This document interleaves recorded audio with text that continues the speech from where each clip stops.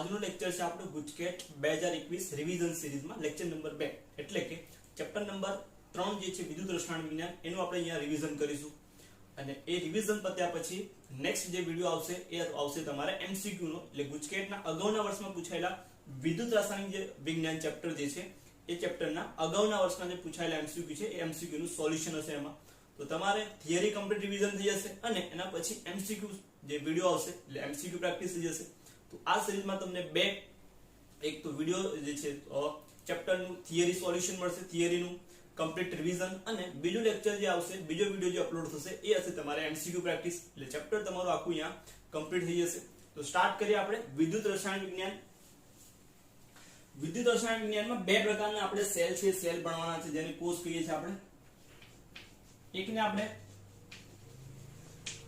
વિદ્યુત રાસાયણિક કોષ કહીએ છીએ વિદ્યુત રાસાયણિક કોષનો સિદ્ધાંત લખી નાખીએ સિદ્ધાંત શું કહે છે તો સિદ્ધાંત છે કે રાસાયણિક ઊર્જાનું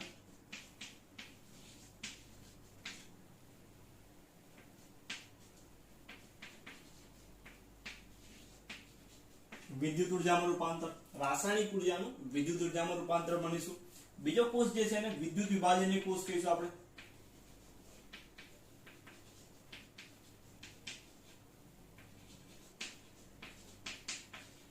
કોષ વિદ્યુત વિભાજનીય કોષમાં શું ભણીશું આપણે વિદ્યુત વિભાજનીય કોષમાં આપણે ઊંધો સિદ્ધાંત આવશે એટલે કે વિદ્યુત ઊર્જામાંથી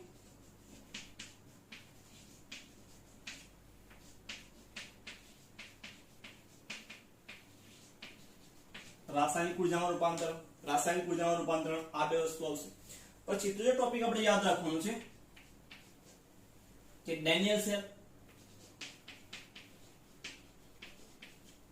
ડેનિયલ કોષ જેને આપણે વિદ્યુત રાસાયણિક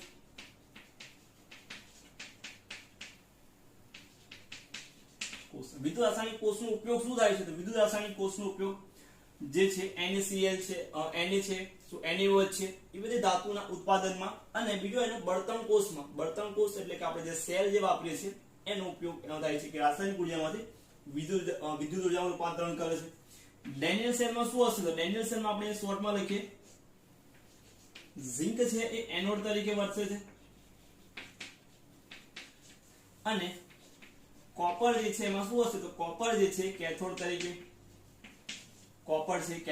વર્તે છે આને શામાં ડૂબાડેલો હશે તો એના ક્ષારના દ્રાવણમાં ZnSO4 માં ડૂબાડેલો હશે અને આ છે કોપરનો સોડિયો એને આપણે કોપર સલ્ફેટના દ્રાવણમાં CuSO4 ના દ્રાવણમાં ડૂબાડેલો હશે એનોડ છે કેથોડ છે તો યાદ રાખવાનું છે એનોડ પર થશે ઓક્સિડેશન તો યાદ રાખીશું આપણે એનોડ પર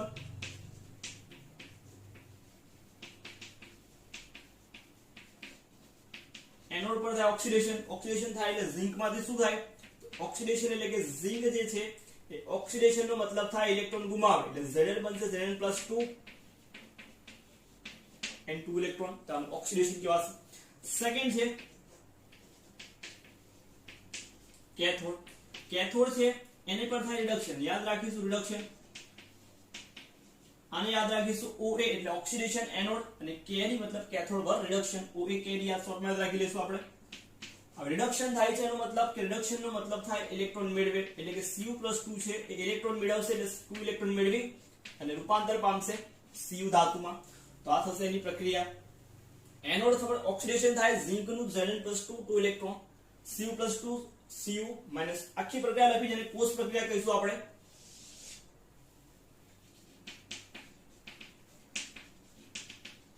કોષ પ્રક્રિયામાં બે ઇલેક્ટ્રોન આપણે કેન્સલ કરો બાકી રહ્યું લખવાનું તો બાકી રહ્યું Zn Cu+2 gives Zn+2 plus Cu તો આ તમારી કોષ પ્રક્રિયા આવા જો પોટેન્શિયલ માં આપવામાં આવે જેને E સેલ આપણે કહીએ છીએ કોષ પોટેન્શિયલ કેટલો મળે છે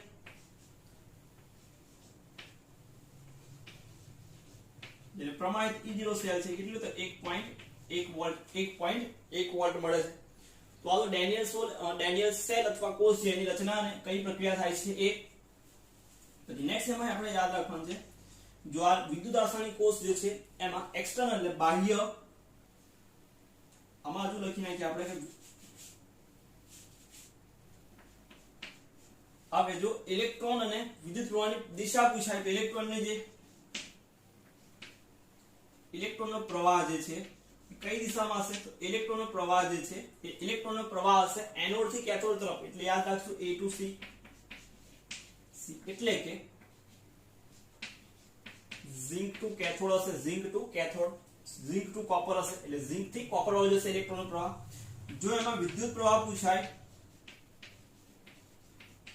તો વિદ્યુત પ્રવાહ ઊંધો યાદ રાખવાનું છે આપણે ઊંધો શું આવશે તો વિદ્યુત પ્રવાહ ઊંધો એટલે કે કેથોડ થી એનોડ તરફ એટલે કે કોપર થી ઝિંક તરફ યાદ રાખીશું કોપર થી ઝિંક તરફ બીજું હવે આ પ્રક્રિયા થશે પ્રક્રિયા દરમિયાન થશે શું પ્રક્રિયા દરમિયાન ઝિંક છે ઝિંકનું વજન ઘટશે ઝિંકનું વજન ઘટશે જ્યારે જે કોપર છે કોપરના સળિયાનું વજન વધશે એટલે કોપરનું છે વજન વધશે એટલે કોપર છે એનો કેથોડ પર કોપર છે જમા થશે એટલે કોપરનું વજન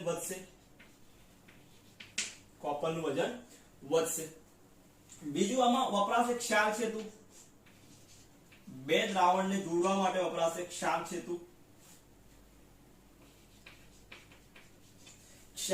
યુ આકારની એક ટ્યુબ જે છે નળી છે જેને આપણે ક્ષાર સેતુ કહીશું કાચની જેમાં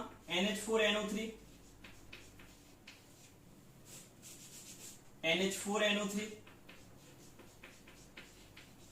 અથવા KNO3 નું દ્રાવણ ભરેલું હશે અંદર KNO3 નું દ્રાવણ ભરવામાં આવશે જેનો ઉપયોગ શું છે તો એનો ઉપયોગ છે પહેલો બંને દ્રાવણોને જોડવાનું બંને દ્રાવણ જે છે બે પાત્રમાં જોડવાનું બીજું કામ છે એનું દ્રાવણને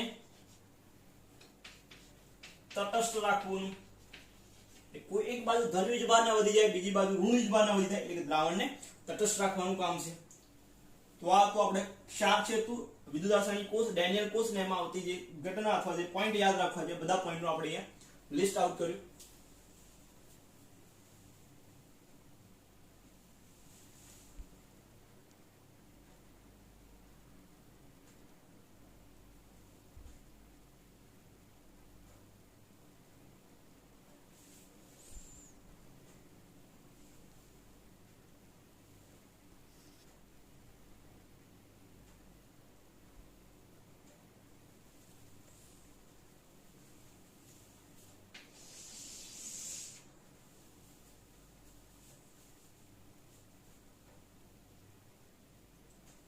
નેક્સ્ટ એના પછીનો ટોપિક જો આ વિદ્યુત રાસાયણિક કોષ જે છે એને બાહ્ય ઈ સેલ આપણે એપ્લાય કરીએ 1.1 વોલ્ટ કરતા બાહ્ય જો એક્સટર્નલ વોલ્ટેજ આપવામાં આવે તો શું ફેરફાર થશે તો ત્રણ પરિસ્થિતિ થાય જો 1.1 કરતા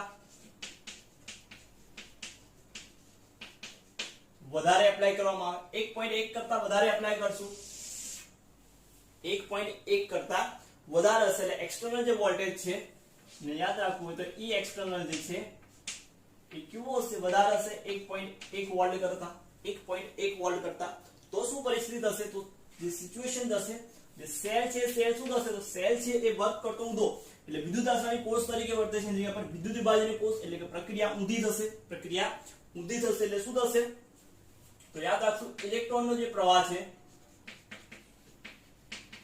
ઇલેક્ટ્રોનનો પ્રવાહ એ હવે એનોડ થી કેથોડની જગ્યા પર કેથોડ થી એનોડ તરફ એટલે કે કોપર થી ઝિંક તરફ થશે થવા લાગશે બીજું વિદ્યુત પ્રવાહ જે છે વિદ્યુત પ્રવાહ પણ બદલાશે વિદ્યુત પ્રવાહ પણ શું થઈ જશે તો એનોડ થી કેથોડ તરફ એટલે કે ઝિંક થી કોપર તરફ થવા લાગશે બીજું એમાં ઝિંક નું વજન વધશે આ બાજુ શું થશે ઝિંક નું વજન વધશે જ્યારે કોપર નું વજન છે વજન ઘટશે તો ઊંધું થશે પ્રક્રિયા જો 1.1 વોલ્ટ કરતા વધારે એપ્લાય કરવામાં આવે તો કોષ છે કોષની પ્રક્રિયા ઉલટાઈ જશે મતલબ ઇલેક્ટ્રોન પ્રવાહ એનોડ થી કેથોડની જગ્યા પર કેથોડ થી એનોડ થઈ જશે વિદ્યુત પ્રવાહ કેથોડ થી એનોડ હતો એની જગ્યા પર એનોડ થી કેથોડ થશે ઝીંકનું વજન ઘટતું હતું એની જગ્યાએ ઝીંકનું વજન વધશે, અને કોપરનું વજન ઘટતું હતું એની જગ્યાએ કોપરનું વજન વધતું હતું એની જગ્યાએ કોપરનું વજન ઘટશે. આ એક કન્ડિશન. બીજી કન્ડિશન, જો 1.1 વોલ્ટ કરતા ઓછો હોય બાહ્ય જે વોલ્ટેજ છે, બાહ્ય વોલ્ટેજ છે 1.1 કરતા ઓછો હોય તો જે કોષ પહેલા કાર્ય કરતો હતો એ પ્રમાણે જ કાર્ય કરશે, એટલે કોઈ ફેરફાર થશે નહીં. એટલે કે E એક્સટર્નલ જે છે એ લેસ ધેન 1.1 વોલ્ટ એટલે 1.1 વોલ્ટ કરતા ઓછો હશે. ત્યારે શું થશે? તો ત્યારે જે કોષ પહેલા તો એ સેમ જ એટલે ઇલેક્ટ્રોનનો પ્રવાહ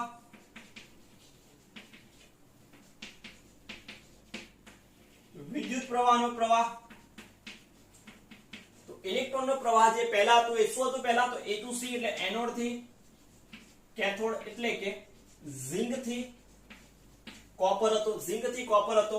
જ્યારે વિદ્યુત પ્રવાહ કોપર થી એનોડ તરફ હતો એટલે કે કેથોડ થી એનોડ તરફ હતો, એટલે કોપર થી ઝિંક તરફ હતો, કોપર થી ઝિંક તરફ ઇલેક્ટ્રોનની વિરુદ્ધ દિશામાં વિદ્યુત પ્રવાહ. ઝિંક જે છે ઝિંકનું વજન વધતું હતું, તો અહીંયા શું થશે? ઝિંકનું વજન પહેલા શું હતું? ઘટતું હતું, એટલે અહીં પણ શું આવશે? ઘટતું હતું, તો ઝિંકનું વજન ઘટશે. અને કોપરનું વજન જે છે કોપરનું વજન વધશે. એટલે પહેલા જે પરિસ્થિતિ હતી એ સિચ્યુએશન રહેશે, કોઈ બદલાવ થશે નહીં. જ્યારે 1.1 વોલ્ટ આપવામાં આવે ત્યારે વોલ્ટેજ 1.1 વોલ્ટ એટલે કે E એક્સટર્નલ જે છે એ બરાબર 1.1 વોલ્ટ કરી દઈએ, એટલે જે બાહ્ય પરિપથ બાહ્ય વોલ્ટેજ જે આપીએ છે એ વોલ્ટેજ પણ કેટલો? 1.1 વોલ્ટ આપવામાં આવે તો શું થશે? તો જે પ્રક્રિયા છે પ્રક્રિયા થશે નહીં, એટલે પ્રક્રિયા થશે એટલે કોઈ ફેરફાર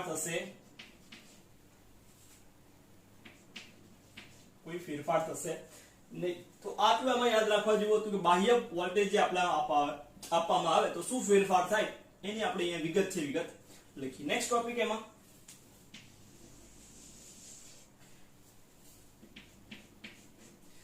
કોષ જે છે કોષ એમાં પોટેન્શિયલ ઉદ્ભવતું હશે. દ્રાવણ છે દ્રાવણ શું બનતું હશે? દ્રાવણનો કોઈક વીજભાર હશે, દ્રાવણનો કોઈ વીજભાર, સળિયા પર એક કોઈ વીજભાર, તો બે વિરુદ્ધ વીજભાર વાળાને લીધે શું બનશે? પોટેન્શિયલ ઉદ્ભવશે, તો એને ઇલેક્ટ્રોડ પોટેન્શિયલ કહીશું. ઇલેક્ટ્રોડ પોટેન્શિયલ એટલે કે વિદ્યુત ધ્રુવ પોટેન્શિયલ. તો એનોડ પર આવે છે એને ઓક્સિડેશન પોટેન્શિયલ, સપોઝ E0 એટલે કે રિડક્શન પોટેન્શિયલ, તો એની ઓક્સિડેશન પોટેન્શિયલની વેલ્યુ શું આવે? E0. તો વેલ્યુ કેવી હશે? વેલ્યુ સેમ હશે, ખાલી સાઇન નો ફેર હશે. શું હશે? ચિહ્ન જે ચિહ્ન આ ધન હશે તો આ ઋણ હશે, અથવા તો જો E રિડક્શન પોટેન્શિયલ નું મૂલ્ય માઈનસ હશે તો ઓક્સિડેશન પોટેન્શિયલ નું મૂલ્ય શું મળશે? મને ધન મળશે. એટલે બેની વેલ્યુ છે વેલ્યુ સેમ હશે, પણ જે સાઇન છે સાઇન નો ફરક હશે. પ્રમાણિત નો મતલબ થાય, પ્રમાણિત કોને કહેવાશે? પ્રમાણિત જો દ્રાવણ છે એની સાંદ્રતા 1 મોલર હોવી જોઈએ, જો કોઈ ગેસ વાપર્યો છે એનું દબાણ 1 બાર હોવું જોઈએ, તાપમાન જે છે તાપમાન 298 કેલ્વિન હોવું જોઈએ. આ ત્રણ પરિસ્થિતિનું જો પાલન થતું હોય તો એને કહેવાય પ્રમાણિત પોટેન્શિયલ કહેવાશે. શું કહેવાશે? પ્રમાણિત કહેવાશે. પ્રમાણિત માટેની કન્ડિશન છે. તો આ તો પોટેન્શિયલ. હવે બે સેલ ને ભેગા કરી અર્ધકોષ કહેવાશે. એકને અર્ધકોષ, આ જે બન્યું એને આપણે અર્ધકોષ કહીશું. આટલો ભાગ છે એને અર્ધકોષ. રિડક્શન થતું રિડક્શન અર્ધકોષ, ઓક્સિડેશન થાય છે તો ઓક્સિડેશન અર્ધકોષ. બંને કોષને જોડી જશે એક આખો સેલ બનશે આપણી જોડે, એક આખો સેલ બનશે. એ સેલનો જે આખો જે કોષ બન્યો એ કોષનું પોટેન્શિયલ માપવું હોય તો એના માટે સૂત્ર છે કે પ્રમાણિત માટે સૂત્ર બને E0. આ જે વેલ્યુ છે વેલ્યુ કોના આધારે નક્કી કરવાની છે? તો આ વેલ્યુ આપણે પહેલા નક્કી કરવાની છે. એ નક્કી કરવાની છે સ્ટાન્ડર્ડ એટલે પ્રમાણિત હાઇડ્રોજન વિદ્યુત ધ્રુવના આધારે. પ્રમાણિત હાઇડ્રોજન વિદ્યુત ધ્રુવના આધારે નક્કી કરવાનું છે આપણે. પ્રમાણિત હાઇડ્રોજન વિદ્યુત ધ્રુવ જેને ઇંગ્લિશમાં સ્ટાન્ડર્ડ હાઇડ્રોજન ઇલેક્ટ્રોડ, જેને આપણે CE કહીશું, SHE, જે સ્ટાન્ડર્ડ પ્રમાણિત હાઇડ્રોજન વિદ્યુત ધ્રુવ દ્વારા નક્કી કરીશું. હાઇડ્રોજનની સાપેક્ષે ઇલેક્ટ્રોન મેળવવાની અને ગુમાવવાની જે વૃત્તિ છે એના આધારે આપણે એનું જે છે સ્ટાન્ડર્ડ હાઇડ્રોજન વિદ્યુત ધ્રુવ છે એની રચના આપણે જોઈ હતી થિયરીમાં. અહીંયા ખાલી આપણે યાદ રાખીશું IUPAC એનો જે પોટેન્શિયલ છે રિડક્શન પોટેન્શિયલ એ કેટલો કન્સિડર કર્યો 0 વોલ્ટ 0.0. એટલે જે પણ વેલ્યુ જો હાઇડ્રોજન વિદ્યુત ધ્રુવ સંદર્ભ વિદ્યુત ધ્રુવ કહેવાશે. એટલે કોઈ એક સેલનો માપવો છે, મારે સપોઝ કોપરનો માપવો છે તો કોપર જોડે કોને જોડી જશે? હાઇડ્રોજન વિદ્યુત ધ્રુવ. તો એક બાજુ કોપર બીજી બાજુ હાઇડ્રોજન વિદ્યુત ધ્રુવ, બંનેને કમ્બાઈન કરીશું, એક વેલ્યુ મળશે મને. એ વેલ્યુ કોની હશે? તો વેલ્યુ તો હાઇડ્રોજન વિદ્યુત ધ્રુવની 0 છે. બેની કમ્બાઈન વેલ્યુ મળશે મને, પણ એમાં હાઇડ્રોજન વિદ્યુત ધ્રુવ 0 છે. હાઇડ્રોજન વિદ્યુત ધ્રુવ 0 છે મતલબ જે વેલ્યુ મળી એ વેલ્યુ મારે કોની કન્સિડર કરવાની? તો મારે કોપરની વેલ્યુ કન્સિડર કરવાની. જો મને ઝિંક સાથે જોડી અને વેલ્યુ સપોઝ મને મળી -76 0.76 વોલ્ટ મળી મને, તો -0.76 વોલ્ટ એ કોની હશે? તો મેં હાઇડ્રોજન વિદ્યુત ધ્રુવ જોડે ઝિંક જોડ્યો છે માટે જે વેલ્યુ મળી મને કોની હશે? તો વેલ્યુ મળી ઝિંકની હશે. તો હાઇડ્રોજન વિદ્યુત ધ્રુવનું સંદર્ભ વિદ્યુત ધ્રુવ તરીકે ઉપયોગ કરી અને પોટેન્શિયલ છે, પોટેન્શિયલ આપણે રિડક્શન પોટેન્શિયલ, પ્રમાણિત રિડક્શન પોટેન્શિયલ છે વેલ્યુ આપણને મળશે. એના આધારે એક સિરીઝ બનશે જેને આપણે EMF સિરીઝ કહીશું. આનું આપણે રિપ્રેઝન્ટેશન કરવું હોય કોષનું છે તો આ રીતે લખાશે પ્લેટિનમ H2 ગેસ હશે તો 1 બાર સ્લેશ કરી H+ એની સાંદ્રતા લખાશે કૌંસમાં 1 મોલર. આ થઈ ગયું એનું પ્રમાણિત જે છે નિરૂપણ કહેવાશે કોષનું નિરૂપણ લખી નાખ્યું. આ છે પ્રક્રિયા કઈ થશે તો જો હાઇડ્રોજન વિદ્યુત ધ્રુવ એનોડ તરીકે વર્તશે. એનોડ તરીકે વર્તે તો એનું ઓક્સિડેશન થાય. ઓક્સિડેશન થાય એટલે શું કરશે? તો ઓક્સિડેશન નો મતલબ થાય ઇલેક્ટ્રોન ગુમાવશે એટલે H+. ઓક્સિડેશન નો મતલબ થાય ઇલેક્ટ્રોન ગુમાવે એટલે H2 છે. ઇલેક્ટ્રોન ગુમાવે એટલે બને H+. અહીં હશે 1/2H એટલે કે એક H+. જો આ જ સેલ આ જ હાઇડ્રોજન વિદ્યુત ધ્રુવ એનોડ તરીકે જગ્યા પર કેથોડ તરીકે વર્તે તો રિડક્શન થાય. રિડક્શનમાં H+ ઇલેક્ટ્રોન મેળવી અને H2 માં રૂપાંતર પામે એટલે 1/2 H2 મળે. 1/2 H2.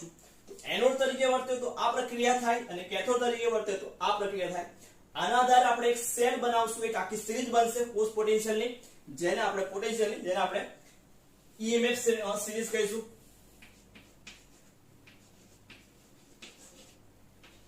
EMF શ્રેણી કહીશું.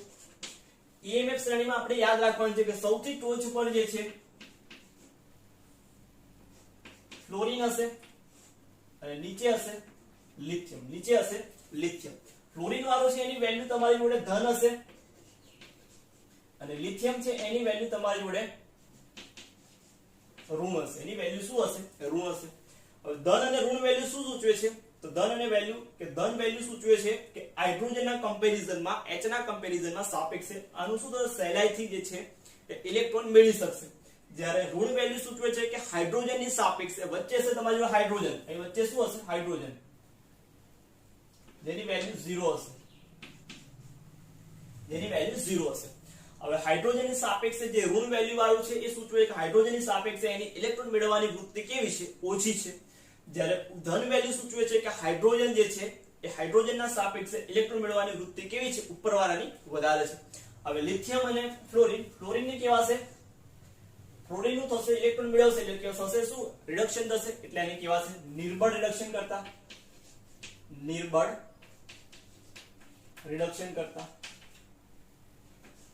આને કેવા છે? પ્રબળ ઓક્સિડેશન કરતા, પ્રબળ રિડક્શન કરતા. લિથિયમ છે ઋણ વેલ્યુ સૂચવે છે કે પ્રબળ રિડક્શન કરતા છે, જ્યારે ફ્લોરિન જે છે નિર્બળ રિડક્શન કરતા છે. પોતાનું રિડક્શન થશે પણ પ્રબળ કેવો કહેવાશે? ફ્લોરિન છે નિર્બળ રિડક્શન કરતા પણ પ્રબળ ઓક્સિડેશન કરતા કહેવાય, જ્યારે આમાં નિર્બળ ઓક્સિડેશન કરતા કહેવાશે આને નિર્બળ. તો આટલી વેલ્યુ આપણે યાદ રાખવાની છે. ધન વેલ્યુ શું સૂચવે છે, ઋણ વેલ્યુ શું સૂચવે છે એના આધારે. બીજી એક વસ્તુ દાખલા માટે ઉપયોગી થાય એવી કે E0 આ જે બધી વેલ્યુ રિડક્શન પોટેન્શિયલ હશે તો E રિડક્શન પોટેન્શિયલ ની વેલ્યુ તમને આપેલી હશે. એના આધારે બે વસ્તુ તમારે નક્કી કરી નાખવાની. E રિડક્શન પોટેન્શિયલ દાખલા માટે ઇમ્પોર્ટન્ટ. જો E0 ની વેલ્યુ જે ઓછી છે, જેની વેલ્યુ ઓછી છે એ એનોડ તરીકે વર્તતું હશે અને E0 રિડક્શન જે વેલ્યુ જેની રિડક્શન પોટેન્શિયલ ની વેલ્યુ જેની ઓછી છે એનોડ તરીકે તો વધુ હશે. શું બનતું હશે? જેની વેલ્યુ વધુ હશે કેથોડ તરીકે વર્તતું હશે. તો દાખલા માટે ઉપયોગી થાય એવું રિડક્શન પોટેન્શિયલની વેલ્યુના આધારે તમારે અને એનોડ કે કેથોડ નક્કી કરવું છે તો વેલ્યુ જેની ઓછી છે એને એનોડ કહેવાશે, જેની વેલ્યુ વધુ છે એને આપણે કેથોડ કહીશું. તો આ થઈ ગયું. એના પછી તમારે યાદ રાખવાનું છે આખા કોષનો પોટેન્શિયલ શોધવું હોય તેના માટે સૂત્ર છે કે E0 સેલ બરાબર E0 CRP યાદ રાખીશું. CRP એટલે કેથોડ જે છે એનો reduction potential minus E0 ARP એટલે કે એનોડ પર રિડક્શન પોટેન્શિયલ. CRP નો મતલબ થાય કેથોડ પર રહેલો છે એનો રિડક્શન પોટેન્શિયલ માઈનસ એનોડ પર રહેલો છે વિદ્યુત ધ્રુવ એનો reduction potential. ARP CRP minus ARP. CRP ની વેલ્યુ વધારે હશે, ARP ની વેલ્યુ ઓછી હશે. વધુ હશે આગળ લખવાનું, ઓછું હશે પાછળ લખવાનું, એટલું વસ્તુ યાદ રાખવાનું. મારે E0 સેલ શોધવો છે તો જે વેલ્યુ વધુ છે એ આગળ આવશે, ઓછી છે પાછળ આવશે, એટલી વસ્તુ મને યાદ હોવી જોઈએ. તો આ E0 સેલ ની વેલ્યુ મળી ગઈ તમને. પછી બીજું એક કોષ છે, કોષને આપણે નિરૂપણ માટે કેવી રીતે લખાશે? કોષનું નિરૂપણ અહીં બાકી રહ્યું. આપણે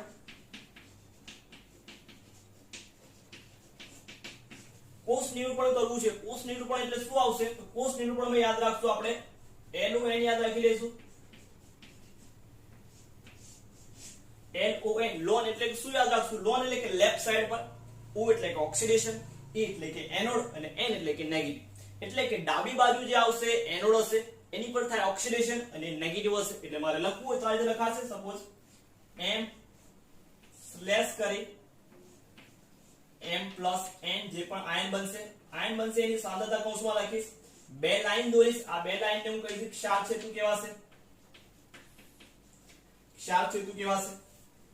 સેમ ટુ સેમ આ પોર્શન છે એ એનોડ વાળો છે.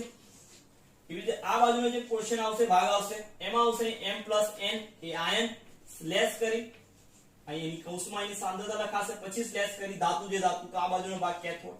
આ બાજુ એનોડ છે નેગેટિવ હશે, કેથોડ હશે કયો હશે? પોઝિટિવ હશે. તો આ વસ્તુ યાદ રાખો. ડાબી બાજુ આવશે એનોડ પર થાય ઓક્સિડેશન અને એને ડાબી બાજુ રિપ્રેઝન્ટ કરશું. આ બે લાઈન શું દર્શાવે? ક્ષાર સેતુ. તો આ તમારે કોષ નિરૂપણ છે. કોષ નિરૂપણ આપણે અહીંયા લખ્યું. નેક્સ્ટ ટોપિક છે આપણો હવે નટ સમીકરણ. નટ સમીકરણ તો E0 સેલ પ્રમાણિત કોષ પોટેન્શિયલ આપણે સૂત્ર પરથી મળી જતું હતું. E0 cell CRP minus ARP કરી. પણ જો બિન પ્રમાણિત હોય કોષ પોટેન્શિયલ, બિન પ્રમાણિત કોષ હોય તો એના માટે મારે કોષ પોટેન્શિયલ શોધવું હોય તો એના માટે નટ સમીકરણ આપણે ઉપયોગ કરીશું. નટ સમીકરણ કઈ રીતે આવ્યું આપણે તારવવાની જરૂર છે નહીં, ખાલી આપણે સૂત્રનું યાદ રાખી લઈશું. તો સૂત્ર બનશે એનું E0 સેલ E સેલ બરાબર E0 સેલ માઈનસ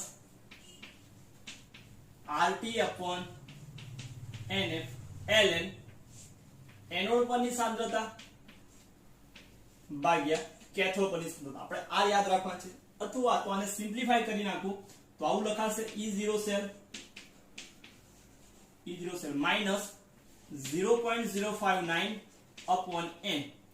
R ની વેલ્યુ મૂકી દે, T ની વેલ્યુ મૂકી દે, F ની વેલ્યુ મૂકી દે, ln નું log માં ફેરવી નાખીએ તો આપણું જોડે સૂત્ર આ બનશે. log એનોડ ની સાંદ્રતા કૌંસમાં લખ્યું સાંદ્રતા દર્શાવે છે કેથોડ ની સાંદ્રતા, કેથોડ પરની સાંદ્રતા. આ થઈ ગયું આપણને એનોડ અને કેથોડ કોષ આપ્યો હોય ત્યારે. કોષ આપણને આપેલો હોય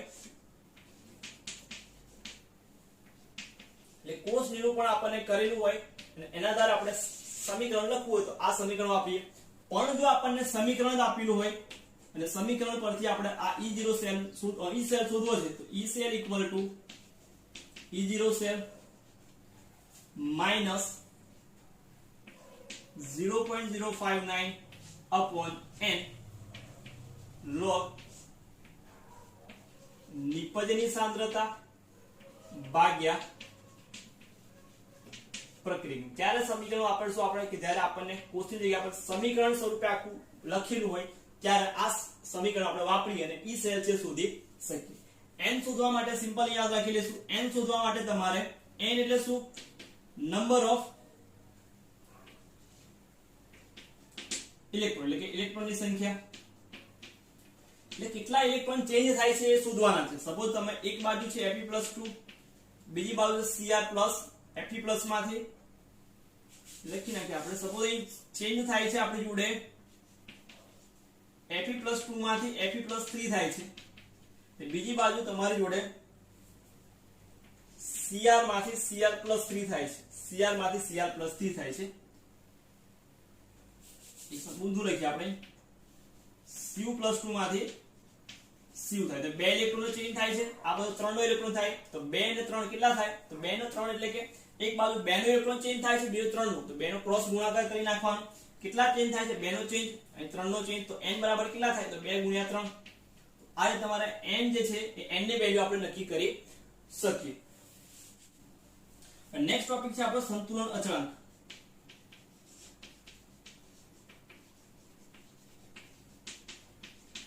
સંતુલન અચળાંક માટે શું છે? સંતુલન સમયે જે સાંદ્રતા છે, સાંદ્રતા અચળ થઈ જશે અને E0 E સેલ છે કે E સેલ ની વેલ્યુ પણ 0 થઈ જશે. E સેલ અને એનોડ જે છે અપોન કેથોડ ની સાંદ્રતા છે એ સાંદ્રતા કે અચળ થઈ જશે. અચળ લઈ લઈએ આપણે, અચળાંક k થઈ જશે. અચળાંક k લઈ લઈએ તો સમીકરણ બનશે આપણી જોડે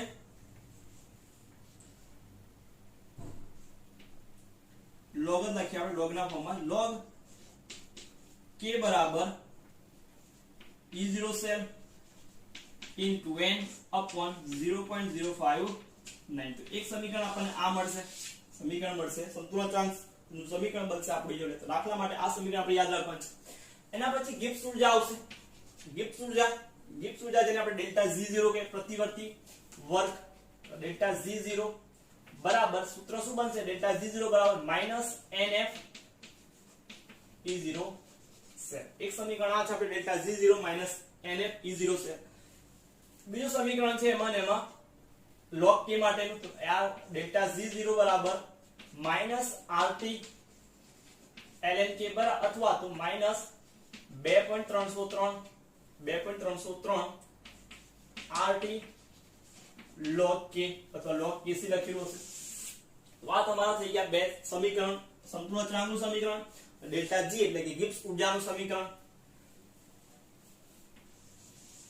નેક્સ્ટ ટોપિક ચાલુ થાય છે આ વિદ્યુત વિભાજનની કોષ. વિદ્યુત વિભાજનની કોષ એટલે કે બે જે છે આપણે એનોડ અને કેથોડ પર જે નિપજ મળતી હશે. તો એમાં પહેલો છે ફેરાડેનો નિયમ. ફેરાડેનો નિયમ જેને કહી દઈએ આપણે. ફેરાડેના નિયમમાં પહેલો નિયમ એવું કહે છે કે એનોડ અથવા કેથોડ પર જે વિદ્યુત ધ્રુવ પર મળતી નિપજનો જથ્થો છે એ કોના સમપ્રમાણમાં? તો પસાર કરેલા વિદ્યુત જથ્થાના સમપ્રમાણમાં. એટલે શોર્ટમાં મારે યાદ રાખવું તો યાદ રાખીશ, મળતો જથ્થો છે W એ કોના સમપ્રમાણમાં હશે? તો પસાર કરેલા વિદ્યુત જથ્થાના સમપ્રમાણમાં હશે. પસાર કરેલો વિદ્યુત જથ્થો છે એના સમપ્રમાણમાં હશે. પહેલો નિયમ થઈ ગયો. બીજો નિયમ એવું કહે છે કે જો સમાન વિદ્યુત જથ્થો પસાર કરવામાં આવે તો મળતો જથ્થો છે અથવા વિદ્યુત ધ્રુવ પર મળતો જથ્થો છે શું હશે? તો એ જથ્થો જે તે ધાતુના તુલ્ય ભારના સમપ્રમાણમાં હશે. એટલે કે મળતો જથ્થો એ મળતી ધાતુના તુલ્ય ભારના સમપ્રમાણમાં હશે, ઇક્વિવેલન્ટ વેટના સમપ્રમાણમાં. એટલે કે W ચલે છે EQW મતલબ ઇક્વિવેલન્ટ વેટ એટલે કે તુલ્ય ભારના સમપ્રમાણમાં હશે. તુલ્ય ભાર શોધવો હોય તો કેટલો શોધાય? ધાતુનો તુલ્ય ભાર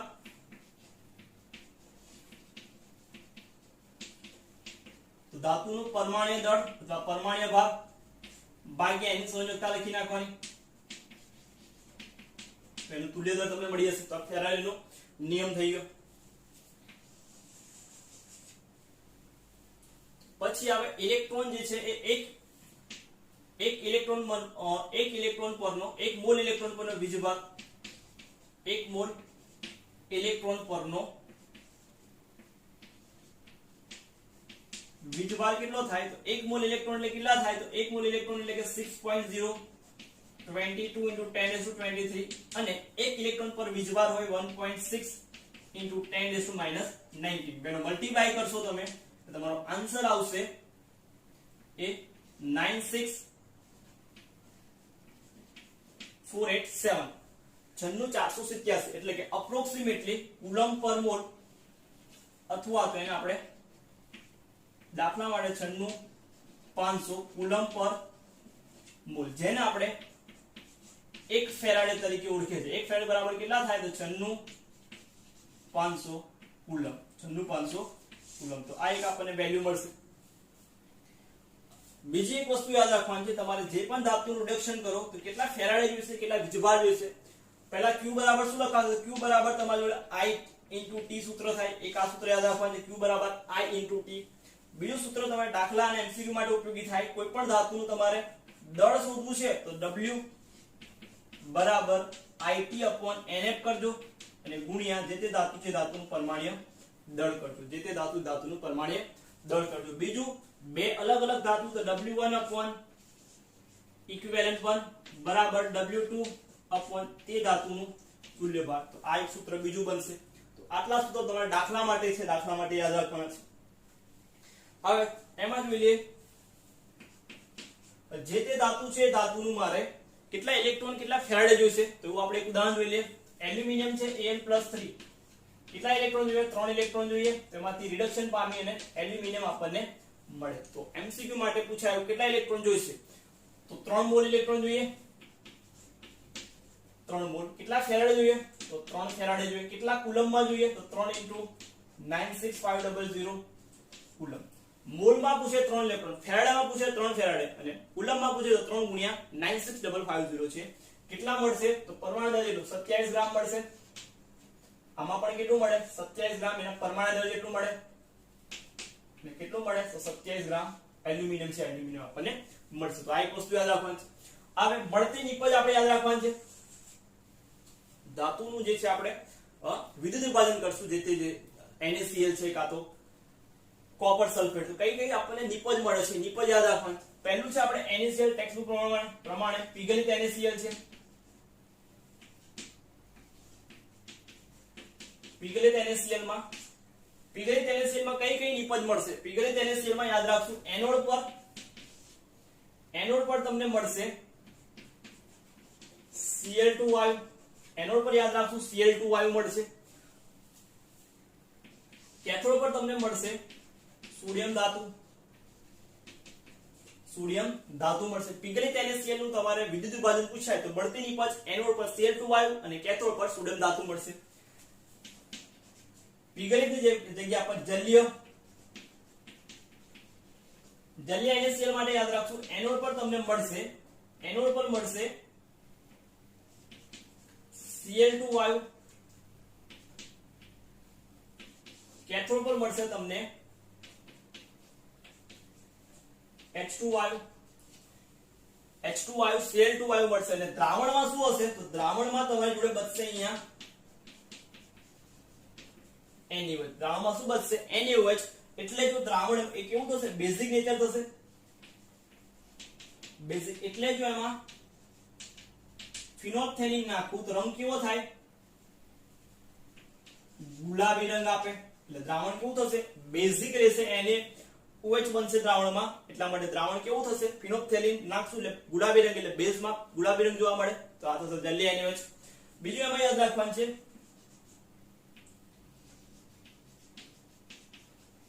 સાંદ્ર જલીય સલ્ફ્યુરિક એસિડ H2SO4 નું વિદ્યુત વિભાજન. તો એમાં કઈ કઈ નિપજ મળશે? એમાં નિપજમાં યાદ રાખશું એનોડ પર મળશે તમને